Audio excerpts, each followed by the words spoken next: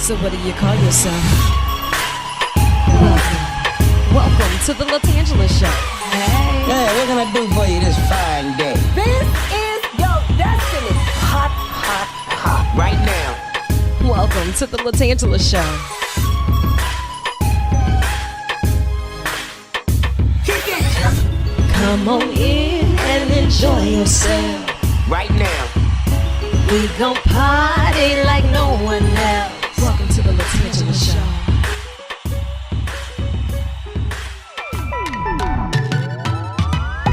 Hi, and welcome back to another episode of the LaTangela Show podcast. You know, it does my heart well to have this time together where we can unplug, unwind, tap in, and I appreciate you for tuning in. It's usually just me and the voices in my head. However, today it's us. And I have a lot of random research, did you know, news briefs, and probably even the inside scoop on some things going on in the capital city and surrounding areas, and a quick field trip around the world in 30 seconds or less. Listen, I can't make this stuff up. I'm not smart enough to make this stuff up, but I am forever grateful for a team that works with me in order to just, get it done. We're going to have a lot of fun today. In the hot seat and on the tan line, we are going to chop it up with the founder of Blind Grace.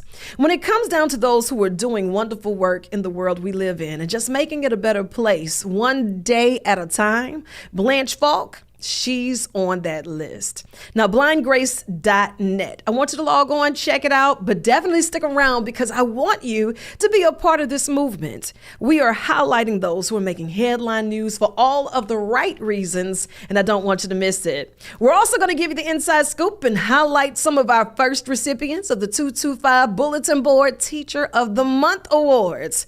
Yeah. Oh, the teachers, they've put in a lot of work, but you have just raise the bar when it comes down to placing those nominations at 225bulletinboard.com. And I got the details coming up for you. Now, when it comes down to some random research, I've got questions that need answers. I asked my team just to make sure I was on the right track with this. I'm not sure if they made me feel better about it or worse. I don't know if they let me down or if the facts are actual. The jury's still out on that one, so I figured I'll lay it here, and this can break the tie. When it comes to that warning light in the car, that check engine light, usually orange, bright orange.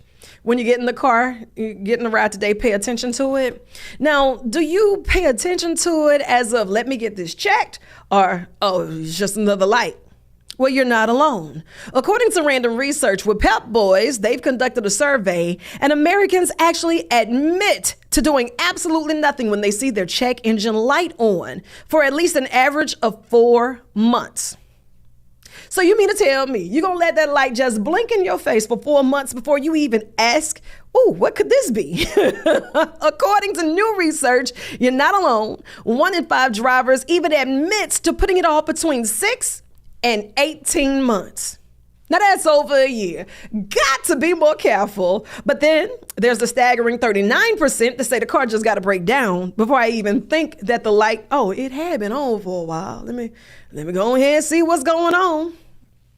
Don't let that be you today, okay? If you see that check engine light, ask the questions. Make sure that you're safe on the road because safety matters. There's this myth that women, we talk more than men. Is it true or nah? I'm a roll with nah, because I got some very talkative guys in my life, and I love it. We open a line of communications around here. That's what we do. We chat, right? That's why these mics, they stay hot.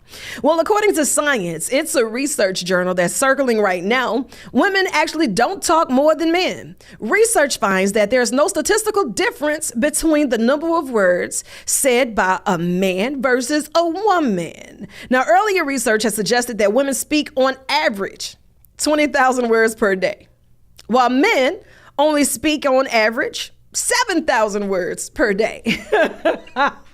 They might have some truth to that. I'm just going to say, I'm going to leave that there. That's neither here nor there. Okay. All right. So this is some good news, kind of, sort of, maybe. Kitten season. Have you ever heard of kitten season? It's kitten season right now. And as cute as it sounds, it's also a problem. The season's name comes from the huge number of kittens born between April and late October. With the numbers, they usually peak in around May and June. It's all fine and dandy until you notice that these animal shelters, they're running out of space and we don't have enough families that's going to the shelters to adopt the fur babies. So I'm just going to put this top of mind. If you have been considering adding a fur baby, now is the perfect time because they have extra kittens in the shelters looking for their forever home. I'm just going to put that there for you. Listening bar. It's fair to say everybody has a cell phone somewhere close, right? Well, out in Japan, there's this new thing called a listening bar where you cannot use your cell phone inside the bar. See, you just said, I don't even want to go in there, didn't you? I know. But wait, there's more. So there's something in Japan that's happening right now with the listening bar. You can sit in the bar and listen to music and all of their records. You can't speak the entire time that you're there, though. If you need another drink, you're allowed to nod your head to the bartender saying, I need another drink. Give me something else to sip on. But you're not allowed to pick up your cell phone and you're not allowed to speak. Now, are you willing to go to this listening bar in Japan? I mean, if the soundtrack is good, I'm here for it. Other than that, I'm up there yelling, who picked this music?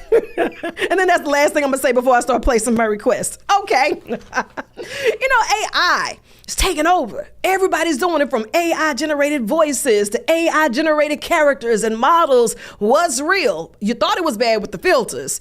AI done just made everybody lose their mind. I said what I said. But they also have a lot of disappearing jobs. Some of the jobs that we've known of our entire lives will soon be disappearing. For instance, cashiers are being replaced by self-checkout. I did not intend to come in here and do all this extra work. And especially when I come up here and I'm in a rush, I don't know how to work this machine. But that's one of the things that we'll notice. On average, within the next decade, be over 348,000 fewer jobs due to the disappearing jobs with AI and more. Wow, that's coming in from the U.S. Bureau of Labor Statistics. So, if the U.S. Bureau talking about it, it's got to be real. Speaking of doing this self-checkout service, if you're planning on grocery shopping, when is the best day? When is the best day to do your grocery shopping? This is a real legit question, and a lot of stats went out on this, okay? According to Instacart, if you're planning on doing some grocery shopping, you might want to hold out until Wednesday. Wednesday is the most common day for grocery stores to start their new weekly specials. So mark out your list, see if they got the specials, and let's make that field trip to see what's going down for the Taste of Tange. Because now I'm really into my little cooking girl season, my shelf life season or era, or whatever they call it. I'm here for it. New items will also be on sale and in stock on Wednesdays. And retailers are also more prone to mark down the perishable items on Wednesday evenings. So when you're getting there on Thursday mornings, it's not a bad idea to be there because all of the perishable items will be on sale, in stock, and ready to go home with you and your recipes. You're welcome. They also stated that if you're going out grocery shopping on Saturdays, it's going to get a little rough for you. That's when everything is the busiest, and that is definitely when all of the items are usually out of stock because everybody's here for it. You already know. Today when you go home, you're going to think about this, and you're going to be upset with me. But I read it, and I got to tell it to someone, so I might as well tell it to you. How do you stow your socks? In that sock drawer, if they so happen to make it to the sock drawer, sir, how do you stow your socks? Okay. Coming in barely for the win, balling them up, tossing them in. That's how that happens. Okay. But the others say they actually fold their socks and put them in a drawer. Who's out here folding socks? Huh? Those are other questions that I got answers for, and I just need to know. You actually take time to fold your socks? I ain't living right, but I'm gonna have to do better. Look, we got a lot more random research on the way, but I want to say thank you so much to the community for logging on to 225bulletinboard.com. Now, while you were there, you helped us nominate some of the most phenomenal teachers and support team members that went above and beyond in the classroom, out of the classroom to pay it forward. We like to call it nurturing the future in the present. I've teamed up with Gordon McKernan Injury Attorneys with Tan Cares and Gordon Gives, and we're selecting 2 winners each month for Teacher of the Month. They'll receive $250 each and some space on our billboards just as a token of our appreciation and to pay it forward. If you would like to nominate someone, be sure to log on to 225bulletinboard.com. Now, I would love for you to check it out. Our first 2 recipients, Samitria Martin and David Aguilar. Check it out. Let's go inside Baines Elementary and see Miss Martin.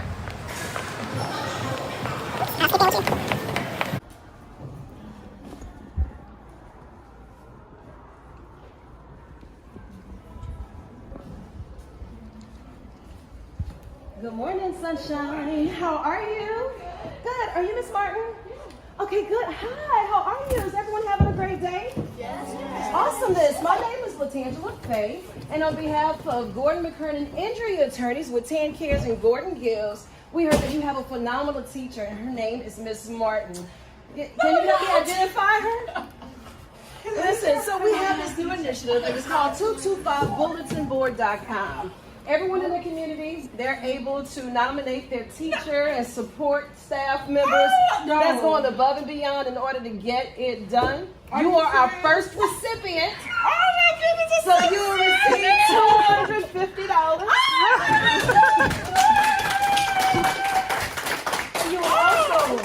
You'll also receive some space. And we're also going to dedicate some space on billboards to highlight you and to say thank you so much for helping us pay it forward and for nurturing the future and the present for all that you do. Oh, thank you! And we also have some goodies, so you make sure that you have that. And you on the radio. You'll be in charge, yes, ma'am. And we're going to talk about your teacher on the radio as well, and about all of the hard work and dedication that she puts in every day. She is showing a raise of hand. Yes, ma'am. 94.1. So we'll be talking about her when Gordon Gives and Tan Cares. Yes, ma'am. Why did she get an award? Because you all nominated her for being one of the best of the best. We received so many nominations from across the state, and we are highlighting different teachers. And when they were talking about you, they said that you pour into the babies every single day. You go above and beyond, and that you love your job, and you just come here and you're a ray of sunshine. And I see that they were telling the truth. You know, and we appreciate you so much, and thank you. Thank you. All right. Get Gordon! And get it done! Get Gordon! And get it done!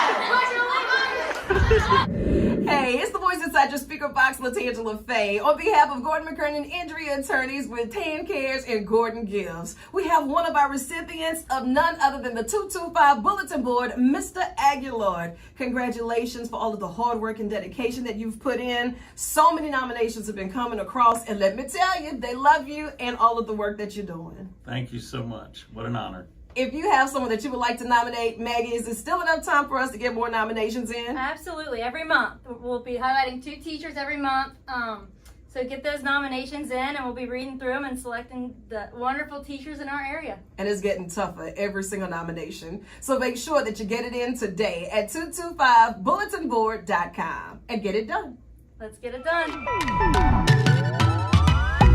Hi, and welcome back to the LaTangela Show podcast. You never know who's going to be in the hot seat or on the tan line, but I've got questions that need answers. And it always does my heart well to have those in the hot seat that's making the world we live in a better place. Now, Mrs. Blanche Falk, she is the go-to. She is a visionary. She is a go-getter. And I've had the opportunity to chat with her a while, but I'm like, nah, I have more questions that need more answers. Are you down for another interview? And lo and behold, she showed up. So I'm excited about that. How are you? I am great. Thank you so much for having me. Anytime. Now, I want you to think of this as an extension of your office, because the work that you do, it may not be top of mind if the issue isn't on our doorstep. Correct. It doesn't mean that it's not important. It doesn't mean that there's not a need to be discussed daily, because there is. And as the CEO, the founder of Blind Grace, tell me a little bit about the organization itself. Absolutely. So Blind Grace is something I started about 2 years ago.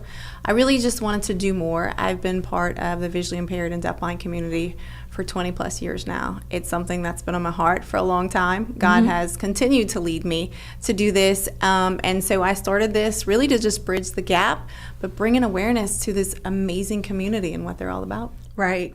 And when you say that you've been a part of the community doing the work for almost 2 decades, starting that vision and jumping out on faith 2 years ago, and you're still going strong with it, what was one of those moments that you had to say, I don't know if now was the time?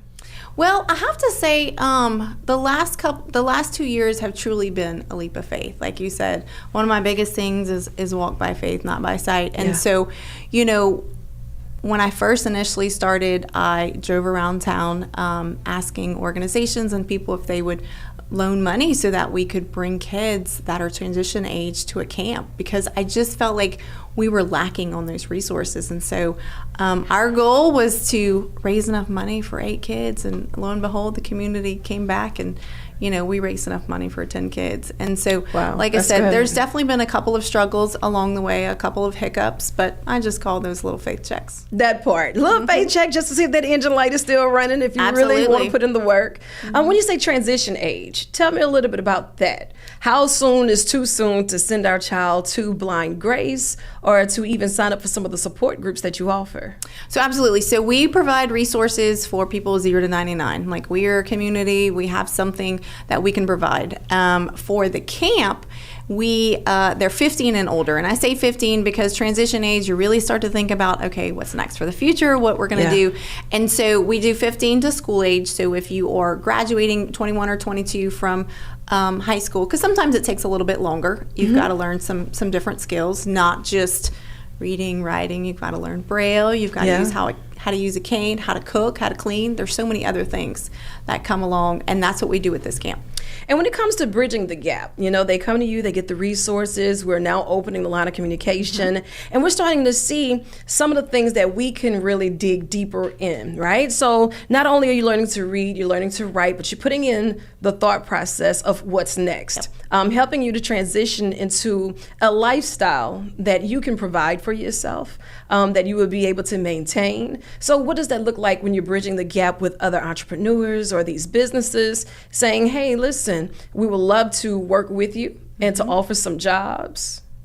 Absolutely. So the camp is based in Lafayette. We partner with Affiliated Blind Louisiana, which is where I started many, many moons ago. Awesome. They are a training center for 18 and older. And so what we've been able to do is bridge that gap, bring them over, and then we've been working with a lot of organizations. So last year in particular, we had people from like Raising Cane's come out and work with our kids. We did mock interviews. I've been able to bring in former students that have graduated. Some are doing some are lawyers, some are doing financial stuff. That is awesome. Just to bring them back, and they can talk about things that they've truly struggled with. Have little mock interviews, get the kids comfortable so they're not uneasy about what's next or the future, because the biggest thing, people that are visually impaired, you know, a lot of times people just think they can't do anything. Right, and that is so far from the truth. Absolutely. And when we say representation matters, it does. It really does. does. And even though it's not our task of the day to figure out how things work.